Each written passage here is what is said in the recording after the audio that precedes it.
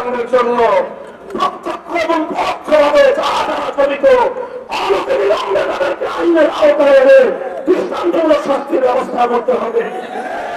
সেই সঙ্গে সন্ত্রাসবাদী জঙ্গিবাদী সশস্ত্র সংগঠন হিসেবে সৌদি আরব, চায়না, মালয়েশিয়া সহ পৃথিবীর বড় রাষ্ট্রের মতো বাংলাদেশেও ইসলামকে নিষিদ্ধ করতে হবে।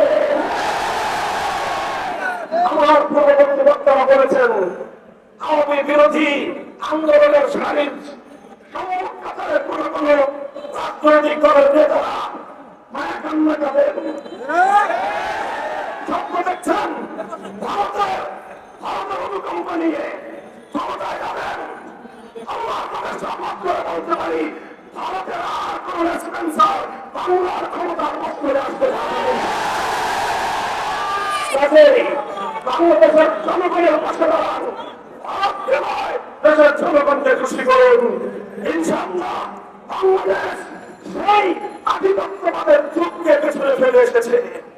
এখন বাংলাদেশ নিজের পায়ে দাঁড়াবে, মাথা উঁচু করে সামনে চলবে, সকল ষড়যন্ত্রকে মোকাবেলা করবে ইনশাআল্লাহ। ইসলামকে স্পষ্ট ভাষায় দাবি আমাদের নিষিদ্ধ করতে হবে।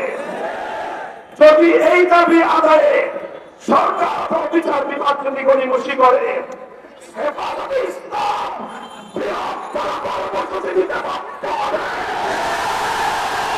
আমাদের দেশের পথে যদি আপনারা মাত্র করবেন না সেই আশাবাদ ব্যক্ত করে বক্তব্য শেষ করছি।